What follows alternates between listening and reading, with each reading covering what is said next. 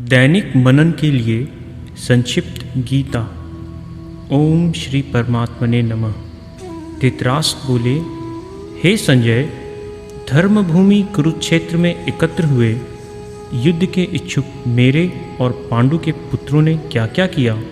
संजय बोले, इस तरह करुणा से व्याप्त, आंसू भरे, व्याकुल नेत्रों वाले, शोकायुक्त अर्जुन से भगवान श्री कृष्ण ने कहा। श्री भगवान बोले, हे अर्जुन, तू ज्ञानियों की तरह बातें करते हो, लेकिन जिनके लिए शोक नहीं करना चाहिए उनके लिए शोक करते हो। ज्ञानी मृत या जीवित किसी के लिए भी शोक नहीं करते। जैसे इस जीवन में जीवात्मा बाल, युवा और वृद्ध शरीर प्राप्त करता है, वैसे ही जीवात्मा मृत्यु के बाद दूसरा शरीर प्राप्त करता है। इसलिए धीर पुरुष को मृत्यु से घबराना नहीं चाहिए।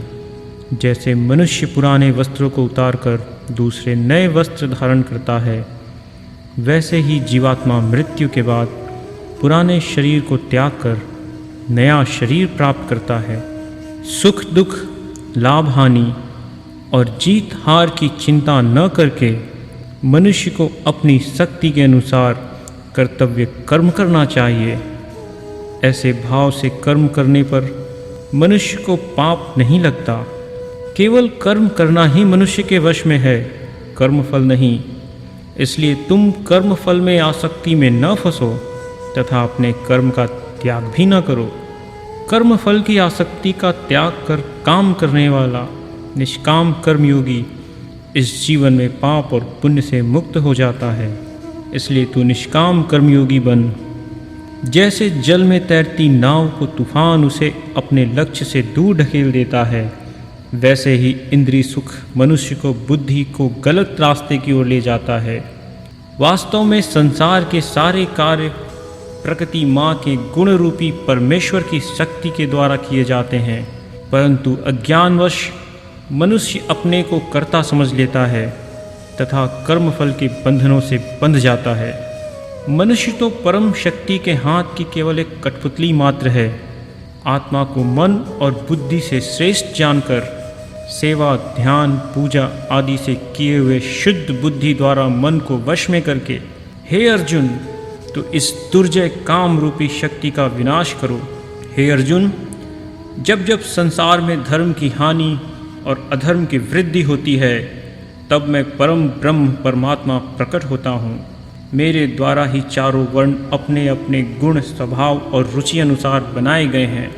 सृष्टि के रचना आदि कर्म के कर्ता होने पर भी मुझ परमेश्वर को अविनाशी तथा अकर्ता ही जानना चाहिए, क्योंकि प्रकृति के गुण ही संसार चला रहे हैं।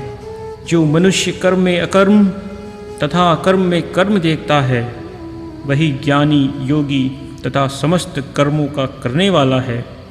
यज्ञ का अर्पण, घी, अग्नि तथा आहुति देने वाला सभी परम ब्रह्म परमात्मा ही है।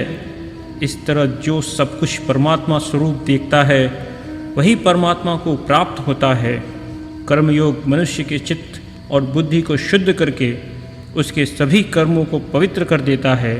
ठीक समय आने पर शुद्ध बुद्धि द्वारा योगी ईश्वर का दर्शन करता है। हे अर्जुन, कर्मयोगी निस्वार्थ सेवा के बिना शुद्ध संन्यास भाव अर्थात संपूर्ण कर्मों में कर्तापन का त्याग प्राप्त होना कठिन है। निष्काम कर्मयोगी शीघ्र ही परम ब्रह्म परमात्मा को प्राप्त करता है। जो मनुष्य कर्मफल में लोभ और आसक्ति का त्याग कर सभी कर्मों को परमात्मा में अर्पण करता है, वह कमल के पत्ते की तरह पाप रूपी जल से कभी लिप्त नहीं होता। जो मनुष्य सब जगह में सब में मुझ परम ब्रह्म परमात्मा को ही देखता है और सब में मुझ ही नहीं देखता है, मैं उससे अलग नहीं रहता, वह भी मुझसे दूर नहीं होता। हे अर्जुन, चार प्रकार के उत्तम पुरुष, दुख से पीड़ित, परमात्मा को जानने की इच्छा रखने वाले जिज्ञासु, धन या किसी इष्ट फल वाले तथा ज्ञानी मुझे भजते हैं। अनेक जन्मों के बाद ब्रह्म ज्ञान प्राप्त कर यह सब कुछ कृष्णमय है, मनुष्य मुझे प्राप्त करते हैं। ऐसे महात्मा बहुत दुर्लभ हैं। अज्ञानी मनुष्य मुझ परम ब्रह्म परमात्मा के मन, बुद्धि तथा वाणी से परे परम अविनाशी दिव्य रूप को नहीं जानने और समझने के कारण ऐसा मान लेते हैं कि मैं बिना रूप वाला निराकार हूँ तथा रूप धारण करता हूँ। हे अर्जुन, मनुष्य मरने के समय जिस जिस भाव को स्मरण करता हुआ शरीर त्यागता है, वह सदा उस भाव के चिंतन करने के कारण उसी भाव को प्राप्त होता है।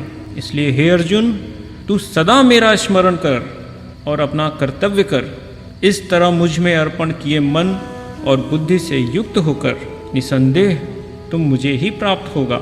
हे अर्जुन, जो मुझ में ध्यान लगाकर नित्य मेरा स्मरण करता है, उस नित्य युक्त योगी को मैं सहज ही प्राप्त होता हूँ। जो भक्तजन अनन्य भाव से चिंतन करते हुए मेरी उपासना करते हैं, उन नित्य युक्त भक्तों को योग क्षेम में स्वयं वहन करता हूँ। जो मनुष्य प्रेम भक्ति से पत्र, फूल, फल, जल आदि कोई भी वस्तु मुझे अर्पण करता है, तो मैं उस शुद्ध चित्त वाले भक्त को वह प्रेमोपहार केवल स्वीकार ही नहीं करता, बल्कि उसका भोग भी करता हूँ। मुझ में मन लगा, मेरा भक्त बन, मेरी पूजा कर, मुझे प्रणाम कर। इस प्रकार मेरा परायण होने से तू मुझे ही प्राप्त होगे। मैं ही सबके उत्पत्ति का कारण हूँ और मुझसे ही जगत का विकास होता है। ऐसा जानकर बुद्धिमान भक्तजन श्रद्धापूर्वक मुझ परमेश्वर को ही निरंतर भजते हैं। हे अर्जुन, जो पुरुष मेरे लिए ही कर्म करता है, मुझ पर ही भरोसा रखता है, मेरा भक्त है तथा जो आसक्ति रहित और निर्वैर है, वही मुझे प्राप्त करता है। मुझ में ही अपना मन लगा और बुद्धि से मेरा ही चिंतन कर। इसके उपरांत निसंदेह तुम मुझ में निवास करोगे।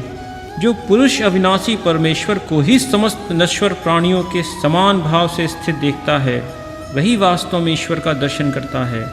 जो पुरुष अनन्य भक्ति से मेरी उपासना करता है, वह प्रकृति के तीनों गुणों को पार करके परम ब्रह्म परमात्मा की प्राप्ति के योग्य हो जाता है। मैं ही सभी प्राणियों के अंतःकरण में स्थित हूँ। स्मृति, ज्ञान तथा शंका समाधान भी मुझसे ही होता है। समस्त वेदों के द्वारा जानने योग्य वस्तु, वेदांत का कर्ता तथा वेदों को जानने वाला भी मैं ही हूँ। काम, क्रोध और लोभ मनुष्य को नरक की ओर ले जाने वाले 3 रास्ते हैं, इसलिए इन तीनों का त्याग करना चाहिए। वाणी वही अच्छी है जो दूसरों के मन में शांति पैदा न करे, जो सत्य, प्रिय और हितकर हो तथा जिसका उपयोग शास्त्रों के पढ़ने में हो। मुझे श्रद्धा और भक्ति के द्वारा ही जाना जा सकता है कि मैं कौन हूँ और क्या हूँ। मुझे जानने के पश्चात मनुष्य मुझ में ही प्रवेश कर जाता है। हे अर्जुन, ईश्वर सभी प्राणियों के हृदय में स्थित रहकर अपनी माया के द्वारा मनुष्य को कठपुतली की तरह नचाता रहता है। संपूर्ण कर्मों के फल में आसक्ति का त्याग करके तुम एक मेरी ही शरण में आ जाओ। शोक मत करो, मैं तुम्हें समस्त पापों से मुक्त कर दूंगा। जो पुरुष श्रद्धा और भक्ति पूर्वक गीता के इस ज्ञान का मेरे भक्तों के बीच प्रचार प्रसार करेगा, वह मेरा सबसे प्यारा होगा और निसंदेह मुझे ही प्राप्त करेगा। संजय बोले, जहाँ भी जिस देश में या घर में धर्म अर्थात शास्त्रधारी योगेश्वर श्री कृष्ण तथा धर्म रक्षा एवं कर्म रूपी शस्त्रधारी अर्जुन दोनों होंगे, वहीं श्री, विजय, विभूति और नीति आदि सदा विराजमान रहेंगी। ऐसा मेरा अटल विश्वास है। हरिओम तत्सत। ओम शांति शांति शांति।